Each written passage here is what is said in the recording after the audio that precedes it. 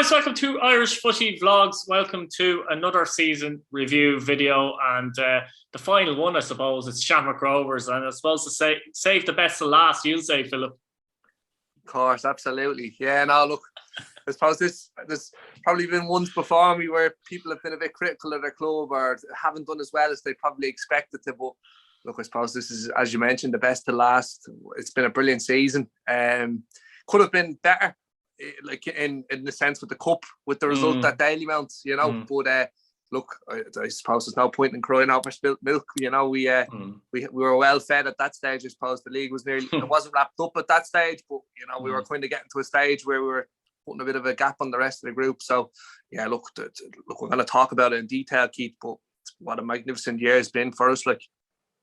What did you think at the start of the season before a ball was kicked? Obviously, you came into it as champions, just lost the cup final, but you won the league. But it was a half season, so there was still that little bit. I'm sure at the back of your mind, there was a little bit thinking, you know what, we'd love to win it in the full season just to kind of prove a point. Was that your thoughts in general at the start of the season? Literally, that was my thought. And the fact was, I just wanted to be able to give Patrick Ubben stick, because he was all over Twitter ranting and raving, saying, sure, anyone can win a half season.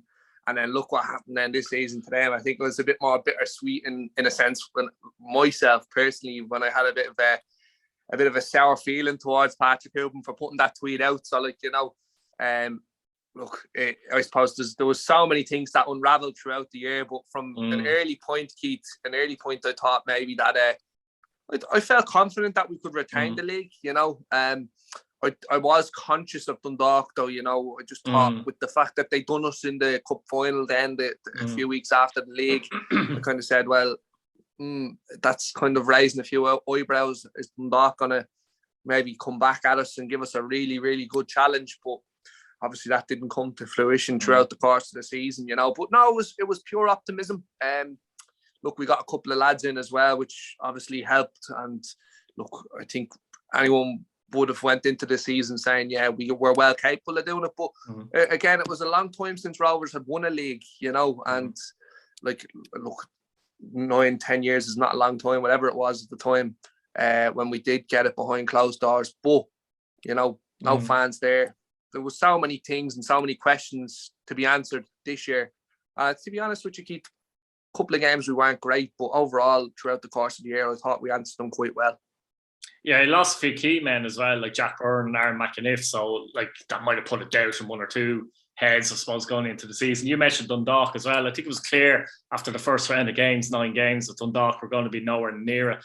And there was always a feeling, you had Pats and Sligo up there for a decent spell of the season, but there was always a feeling that the challenge really wasn't going to come from them. And in the end, I suppose Rovers did waltz to the league title, didn't they? They won by 16 points. And as you said, maybe didn't play the best football they could have all season, but they didn't really have to. And they did prove that they were the only team that could consistently win games without playing brilliantly as well.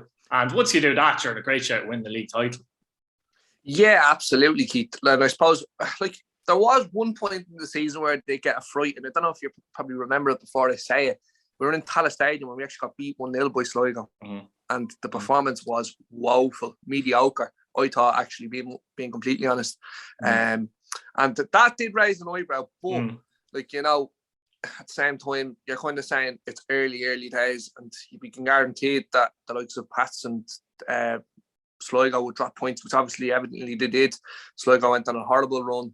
But no, look, I suppose that was probably the point where someone could have put a real statement down. Had a Pats or Sligo gone on a run after that defeat, you're kind of scratching your eyebrows or scratching your head saying, oh, we're in a bit of trouble here and we're going to be in for a real run in. But look, Rovers just took off after the break, didn't they, really, Keith? And they just went on a really, really strong run. And you know, like, they never looked back, really, you know. And I think that was something I wasn't expecting myself. Like you mentioned there a moment ago about Aaron and Jack. Like, I did think we had kind of covered well in terms of who we got in. But at the same time, you're kind of saying that's such a massive gap. That's like, I think it was 35 goals the previous season or something like that, 30 goals maybe. And over the course of a full season would have been more, I think. Goals and assists, that is, rather. Obviously coming from midfield, you know, and that's a big loss, Keith. And Bradley mentioned it a few times, like, we lost so many goals at the end of last season, coming into this season, and it was a big opportunity for the likes of Mandrew, who came in, and look, he tore it up, didn't he, Keith? I find it so strange reflecting on Danny Mandrew's season, because there was so many times we sat here, myself and yourself, Keith, and said he just drifts through games, and he did that for the majority, but yeah, he still ends up with 14, 15 goals, whatever it was, and just he really put it on the last part of the season as well. I don't know what. I just thought he was magnificent. There was some brilliant games, and well, to be fair, the first spell of the season, Philip, he was kind of in and out of the team. To be honest, he wasn't in every single week. Yeah, but I suppose, Keith, the thing was like when he was in the team at parts of the season, especially in the early parts, there was a lot of very, very important goals, and it's like the likes of Pats. You think of Pats in the last minute, Drogheda in the last minute. They were all vital goals, and like even though he wasn't doing it, maybe wasn't doing it in terms of cutting the mustard with the passing and putting lads through and linking up the play, he was definitely getting on the score sheet when he could. But again, I was most critical of him at various points in the season. Just thought his overall game wasn't completely there. But look, when you look back on it overall, he was really, really important for us. He brought those goals from midfield that we were missing with Jack and Aaron going. And look, I suppose the thing is now next season with Jack coming back in, like he's going to have a real headache, like in terms of how is he going to fit all these lads in. I just can't. I've been thinking of it since the off season, Keith, and it's just driving me up the walls, because like you need to have a really, really good core bunch of players, but at the same time you can have lads like that with heaps of talent. And it might not work out because there's too many of them. Like, you see PSG, they buy the best players in the world, and they've got that front four or whatever you have, and they just don't do anything. Like, obviously Rovers players, completely different scenario. They're going to run back. They're going to do their best for the team, but sometimes it just doesn't come to fruition. And that's, I suppose, something we're really looking forward to if we can go on to 3 in a row. Look, it's really just that kind of, can Bradley get it right again next season? And look, he's answered the doubters before. I'd imagine he'll do it again. One disappointment for Rovers, in my opinion anyway, and maybe they felt like they left it behind them a little bit, was the European campaign. Obviously going out eventually to Flora Talon 4-2 over there, where they were very open in the game. They actually made it 3-2 with a couple of minutes to go, and unfortunately conceded a fourth. But they lost 1-0 in the second leg at home. Now, they really went for the home, and they had much of the ball, and that they got them in the counter. But the damage was kind of done over there, wasn't it? It was a disappointing one overall. Yeah, look, you can never expect to concede 5 goals in the European tour and go through. Yeah. It's plain and simple. Look, I suppose I recall the game quite well. I'd imagine you do as well. We kind of discussed it, in terms of what happened throughout the course of the game. And Rovers didn't really look like they were at it on the night. It just didn't, like, I don't know, the midfield, in my opinion, just was not at it. And with that being the case, we were just cut through very, very easily. And, it was actually, it was kind of. Is that something Stephen himself, you think, might learn a thing or two from a coach and a manager's point of view when he's put in that situation again? He might look at it differently, do you think? Potentially? Yeah, I'd say he definitely took something from it, Keith, because like it was something where, like, to be honest, I'm recalling the Flora manager. He's a young lad himself, but he is very tactically inept in terms of the way he sets up Flora from the 2 games we see in them anyways. I don't go out, I don't watch Flora Talon every week, but the games we played against them, watch enough football and having to do that. yeah, could tell you. But look, from the games we played against them, tactically they were very good. I don't think they were the better side. I think quality wise we were the better side. But look, it's again one of those disappointing ones where you look back and say we should have got something, or it shouldn't have been that comfortable for them, because overall the scoreline was very comfortable to them, and that's something I think Stephen, as you mentioned, will take a lot from, and I think it's something we may focus a bit more on next year, and I recall coming into that second leg though, Keith, I just thought we were at a stage where we probably could have done with a week or 2 off, and like we weren't packed with games, but I think the lads were doing a lot of travelling with away games and such. Yeah. And, I just thought that kind of caught up on them, and I think it was the same when it came to came around to the cup against Bows, if we recall correctly, we had to play a few games that we had missed because of the European run. And I think that kind of caught up with us at that stage as well. But no, overall, Keith, I thought we were definitely disappointed, and look, the other side to it is, at that stage, when you go out against a team like that, you're kind of saying, oh, Jesus, is that going to come into the league now? Because often we do see teams get disappointed in Europe, and all that of happened with Sligo, actually, Philip, as well. That did happen to them. They got beat there narrowly in the fourth round, and then all of a sudden their season kind of fell apart, didn't it? And it was, thankfully that didn't happen to us. I think that shows the professionalism of the whole squad and how good Bradley is. Because look, there were points in it. Look, Rovers had definitely got the best season of anyone. Like, there's no doubt about that, in my opinion.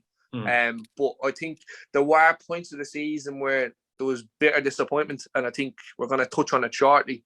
But definitely Europe, as we're chatting about now, was a big one. But I think the biggest disappointment was obviously that cup exit that we had to go through, in Dalymount. But look, again, we'll learn from this, Keith.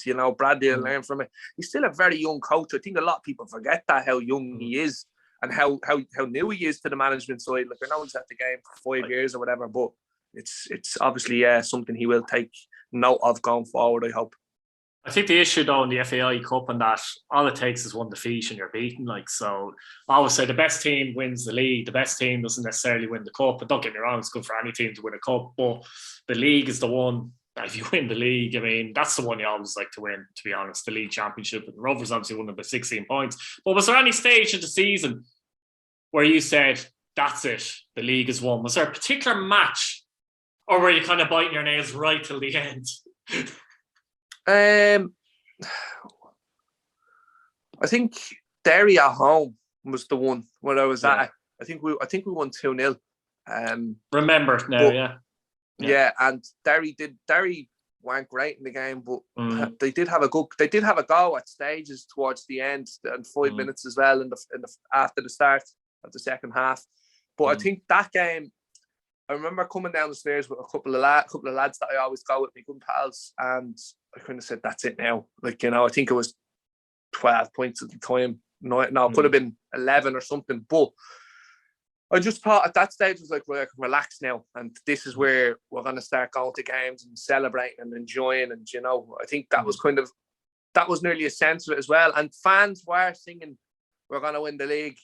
Well, certain fans tried to start singing it at that stage, and people were like, shut up, Jesus, don't do it now. Like, also, Philip, at that point, fans started to kind of come back fully as well, you see. That was a big thing, and that lended into that, I think.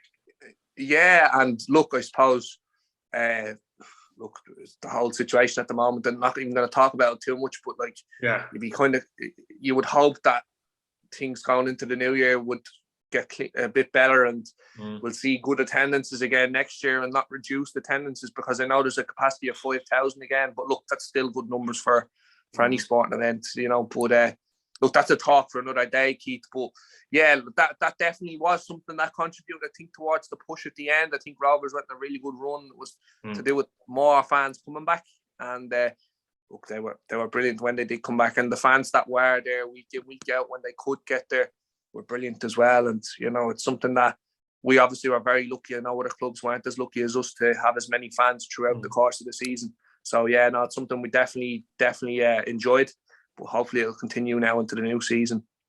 3 best performers this season, individual performers. Oh God, I'm gonna go Liam Scales. I think he has to be in there. Even though Spike's been there for half the season. Yeah, you're right. He was fantastic though for the time he was there. Yeah. And who else have I got? You caught me off guard here. I knew we were going to talk about this, but I didn't really think it off my head. Roberto Lopez, brilliant. Yeah. He was lucky he got into the shortlist for the Player of the Year, and he was magnificent. Done really, really well at international level as well, which is brilliant to see. And I think that's still going under the radar. I don't know how it isn't spoken about more. And who will I give me last one to? I'm going to have to give it to Danny. And that's very, very cliche of the fact I was digging him out a lot of the time, as mentioned earlier. But Well, as you towards the say, he back. scored 15 goals and he got a lot of important goals as well. He wasn't necessarily the guy that was chipping in with the third in a 4-0 win or whatever. Like, you know, he was getting important goals as well, yeah. Yeah, so look, I had to have him. I think Gary O'Neill just misses out because of the early start of the season. You know, I think he just kind of went through a bit of a rut, and look, he's come back brilliant. And I spoke to him at the end of the season there, and he mentioned how he just wanted to focus on his football, and he's looking forward to next year, which is brilliant as well. But towards the back end of the season, he was magnificent as well.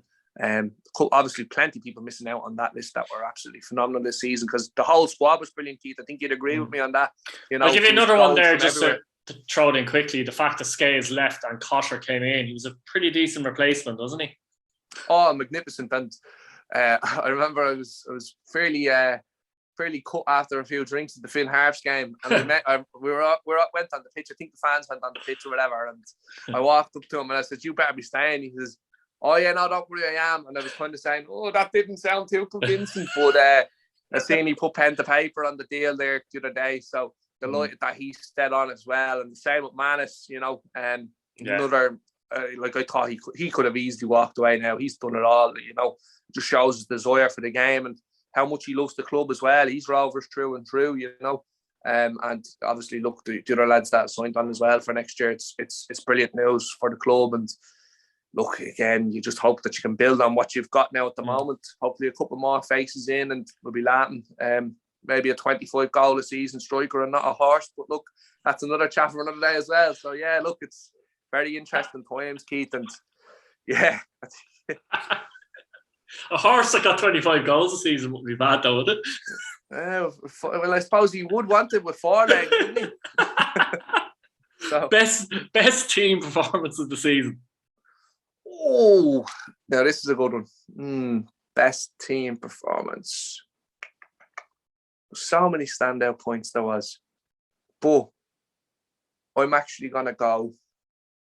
People might not think I'm on the right note here, but I'm going to give it to the game up in Ballybuffet against Finn Harps. The game we won, I think we won 2-0, but it was a very, very strong performance from Finn Harps. They really dug in deep, and I think they could have had a couple of chances to go into the lead against us up there. This is the first game, I think it was, up there that we had. And I just thought the team persevered, you know, and thought Sean Gannon was magnificent in the game as well. When he came on as a left wing, I think it was, and he made a brilliant impact in the game. And then, I thought that performance overall was brilliant, really, really good. Not obviously the prettiest performance, never is up there, but I just thought that was a big point of the season where we needed to get points on the board and keep the ball rolling in terms of the momentum. And I thought that result kind of put us in good stead. I think we went on a run after that as well of a good few games unbeaten, which was good. And that was definitely one of the standout performances of the season for me personally. Worst performance of the season. There couldn't have been too many of them. Yeah, there couldn't have been, but there was one or two. Look, I could turn around and say it was the Bows game, but I don't think it was. I think it was the game in Europe, you know. Which Bows game are you referring to? The Bows game in the Cup, sorry. Yeah, the Bows game in the Cup. The 2-1, was it? The 2-1? Yeah. Late goal lines? Yeah, I think it was, yeah. And, like, look, that was European game, you could argue as well, couldn't you, I suppose? That's what I'm saying. The European game is mine. I could go to Bows, obviously, in terms of disappointing, that was... Yeah. The Bows one hurt the most. That would be exactly. No questions about it. The Bows one hurt the most. But the European game, I thought as a performance, the first leg was absolutely dreadful. And look, they were better than that. I was even watching it, you know, as a neutral as such. But when I'm a neutral, I hope the League of Ireland team win. You know what I mean? But I was very disappointed. The Rovers, I thought they were better than that. They are better than that, and that was a disappointing performance. Yeah, I would have to say. Yeah. Absolutely. And look, you don't concede 4 goals too many times in the season, and that game just look, you could put it down to an off day as well. These things happen, Keith. But at the end of the day, there's no other team in this country that is near being worthy champions than Rovers are at the moment. So it's you're nitpicking for bad performances. Like again, Europe is something that we'll obviously be looking to do better in next season. and we want to go deeper into the final stages of the cup. If we can win that next year, it'd be great. But look, we've been thankfully more good than bad this year. I think we'll end on a good note, to be fair. And obviously, Shamrock Rovers did win the championship when they beat Finn Harps 3-0 and Tala, and I was there for that one. Carnival atmosphere, and the early goal lent to that as well. It just meant for 90 minutes there was a carnival atmosphere. I remember the second half of the game, and nothing happened in the game, to be honest with you, but the fans weren't enjoying it. But it was a comfortable win. They obviously won the title, and it was great for yourself and many other fans to actually see them win the title, because the year before, obviously fans weren't at the ground to be able to see Rovers lift the title, and some fans haven't even seen Rovers win the title before, Yeah, and look, I suppose the whole week was just such a nervous one. It was like, look, Finn Harps at home, you hope you're going to win the game and you expect to win the game. When there's a league title on the line, the whole week I was just a bag of nerves. I really was. And even the day off, geez, I couldn't wait to get out the door quicker from work. Like, as soon as it was 4:30, I was gone like a light. And Simpson's job, Homer Simpson job, was it? Yeah, I tell you, I was out the gap. I was out the gap. It's the one job, don't press the button. And I nearly pressed the button on that Friday night. I was like, oh, get me out of here. But I was in such good form. And obviously going into the game, you're wrecking nerves. Yeah. But look, that early goal set everything into motion. And it was a party atmosphere, and I was taken back with it, Like, I couldn't believe I was witnessing what I was, and it was just something that, like, friends that weren't able to be there with us, that we lost a couple of lads that we knew quite well, and even now, like, I still get quite emotional about it, because that league was for them. We were there, we were celebrating for them, and again, the result was, it was always going to happen, but just it was nice to get it done officially, and I think the Rovers fans were brilliant. As you said, you were there at the game. We were absolutely magnificent, and it was the same when the curtain was closing in the league, when they put it on the telly and we were playing against Drogheda. It was a game where everyone was going into with a carnival atmosphere, and then obviously we go 1-0 down. You're saying, "Oh crap, here we go. We can't lose and then lift the title. It just wouldn't be right."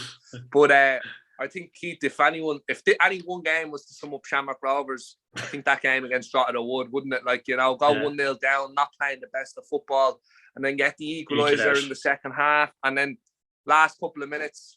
And what a goal it was as well. If we recall correctly, if it was the first or the second goal, it was an absolutely magnificent pass in around the back. I think it might have been Richie Towell. It was like a 40-yard pass to Graham Book, and he finished it absolutely superbly. And and then he obviously steps up and gets the last minute goal as well. Well, not last minute, but there's 5 minutes to go or so. Yeah. And the place is just electric, And again, we're singing about all the lads that we lost, like Alex Ryan, and it was nice to get it done, Keith. And look, I suppose if anyone was to look back with immense pride, I would like to say I'm someone that was proud, was very, very proud. I followed the team up and down the country, and like when I could, especially with the closed doors games, I was up to Donegal. I was down to I was up to Drogheda. I didn't go to Oriel, but I was thinking about it. I said, nah, I probably won't, especially with they were going through a bit of a whirlwind with the owners, and I think that was probably one that I best avoided. But look, what a club, what a team, most successful team in the country, and I think this year was just a joy more than anything else, Keith. And I think as well as that, Keith, I think the whole curtain being closed up in the league on telly was nice as well, because it was a full atmosphere. Nobody spoke about COVID. I ended up getting COVID at that game, and that just goes to show, no, it was brilliant. And look, again, it was a nice way to bring down the curtain on what was a brilliant year. We answered all the doubters, everyone that was questioning us. I think it's what was 16 points we were in the end. 16, yeah. We put all questions to bed, and we are the best team in the country at the moment. Obviously, off season things can change, but I would fully back the club to go and do it again next season. I just don't see anyone getting close to them. I thought Pats were going to be that team next year. I really did. I don't know if you would have agreed with me on that, but I just thought had they've kept O'Donnell, Well, I definitely don't now, put it that way. Oh, well, yeah, look, since what's unfolded, well, that's But again anyway, a conversation. that's another story for another day. Keith, but yeah, but again, so it's going to be interesting now to see who comes at us. Obviously, Derry are really looking strong, you know, and who knows, Dundalk might come back again with O'Donnell doing a rebuild there, like, you know. We might have to put Pat's name on the trophy if they were to win it next season. But look, again, yeah, it's something that I suppose we're all looking forward to. And I think, Keith, a nice way to wrap this up is to say to everyone that came on and contributed during the season, fair play to everyone, fair play to yourself. Again, another brilliant year, hitting some brilliant milestones, over 4,000 subscribers and all the views, what have you, that you've got. So fair play to you. I can only thank you from everyone that is involved with the channel. That the content that you've brought has just been A1, Keith. So I can only thank you on that. And everyone as well that's watched, fair play to you. Hope you have a wonderful Christmas and keep on hooping, as they say. And I think we're all kind of itching at the bit to get back to the football already. So it's going to be a long Christmas period. Brilliant stuff, Philip. I can't really say any more. Just, guys, subscribe to the channel if you haven't subscribed and hit your bell notification button. And thanks for watching, as Philip says. Thank you.